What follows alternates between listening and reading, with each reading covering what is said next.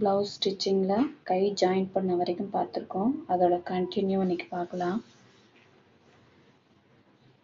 இப்போ நம்ம கை ஜாயின் பண்ணதுக்கப்புறம் அதை சைடு எப்படி ஜாயின் பண்ண போகிறோம் அப்படின்னு பார்க்கலாம். இந்த அளவு ப்ளவுஸ் வந்து ஷார்ட் ஹேண்டாக இருக்கும். நம்ம தைக்கிறது வந்து முக்கால் கை வர மாதிரி இருக்கும். இப்போ நம்ம இருக்கிற ஹைட் வரைக்கும் அதில் மார்க் பண்ணிக்கலாம்.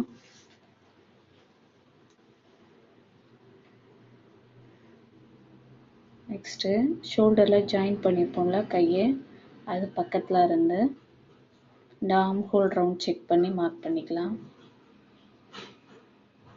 நெக்ஸ்ட்டு ஷோல்டர்லேருந்து கரெக்டாக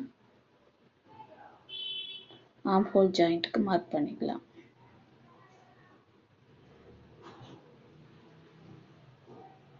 நெக்ஸ்ட்டு ஃபஸ்ட்டு ஹூக் மாட்டுவோம்ல, அந்த கொக்கி பீஸ்லேருந்து ஆர்ம் ஹோல் சுற்றளவு மார்க் பண்ணிக்கலாம். இப்போ நமக்கு 3 மார்க்கு ஒரே இடத்துல வந்திருக்கு. இந்த ப்ளவுஸ் வந்து நமக்கு கரெக்டாக வந்திருக்கு. கீழே வந்து எக்ஸ்ட்ரா இருக்கிறதுக்கு கீழே நான் மார்க் பண்ணிக்கிறேன்.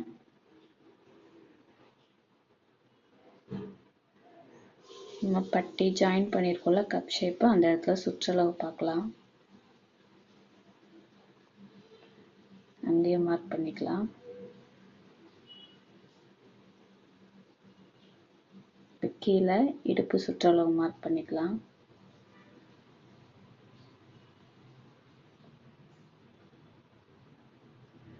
இப்போ நம்ம இந்த மார்க் பண்ண லைனுக்கு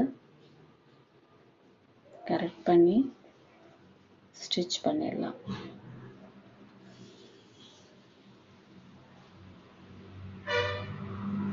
இந்த அளவுலாம் கரெக்டாக மார்க் பண்ணிட்டீங்கன்னா உங்கள் ப்ளவுஸில் பெருசாக எந்த பிரச்சனையும் வராது.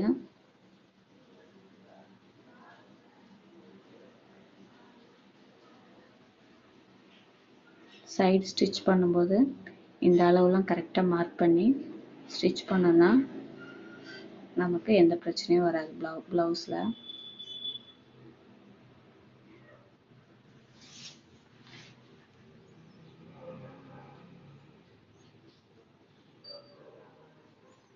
இப்போ நம்ம ஜாயின் பண்ணிட்டோம்.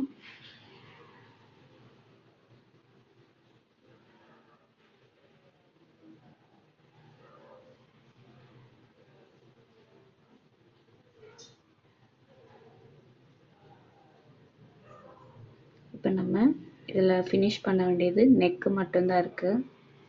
கிராஸ் பீஸ் வச்சு ஸ்டிச் பண்ணிடலாம்.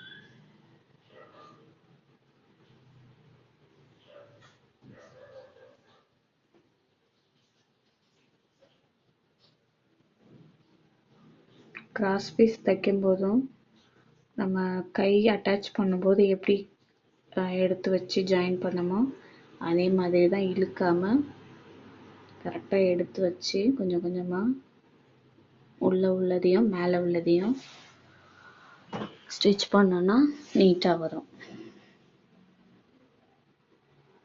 கீழே உள்ளதையும் நம்ம இழுக்கக்கூடாது. கிராஸ் பீஸையும் இழுக்காமல் ஸ்டிச் பண்ணோன்னா நமக்கு நல்லா நீட்டாக வரும். நல்லா நாட்டு அட்டாச் பண்ணணுன்றதால முதல்ல வச்சு ஸ்டிச் பண்ணிடுறேன்.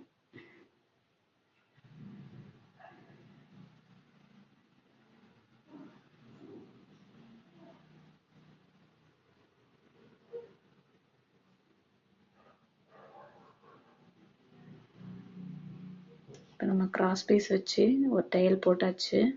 நெக்ஸ்ட் இப்போ நம்ம அதை மடக்கி தையல் போட்டுடலாம்.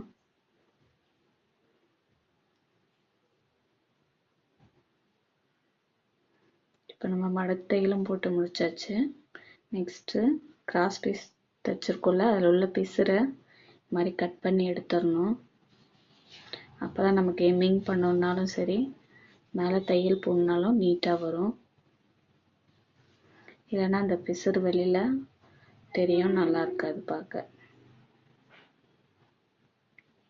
இப்போ நான் இதை எம்மிங் பண்ணலை, மடித்து தான் தைக்க போகிறேன்.